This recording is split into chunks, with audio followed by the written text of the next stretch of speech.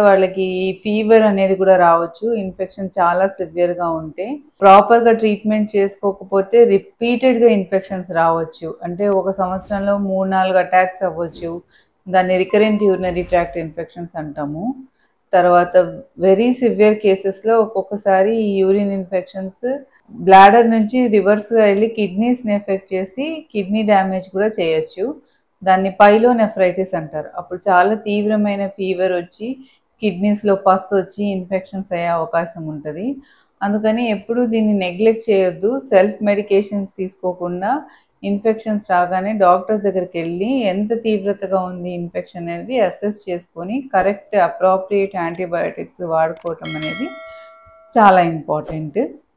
And then secondly బాగా water తాగాలి. చాలామంది ఏంటంటే పబ్లిక్ వాష్‌రూమ్స్ వాడటంకి ఇబ్బంది అనో, లేకపోతే వర్క్ ప్లేస్‌లో ఇబ్బందనో వాటర్ తాగరు, యూరిన్‌కి వెళ్ళరు.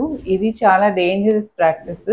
బాగా వాటర్ తాగాలి, బాగా యూరిన్‌కి వెళ్ళాలి. ఎప్పుడూ ఆ ఆర్గానిజం, ఆ బ్యాక్టీరియా అనేది ఫ్లష్ ఔట్ అయ్యేలాగా చూసుకోవాలి.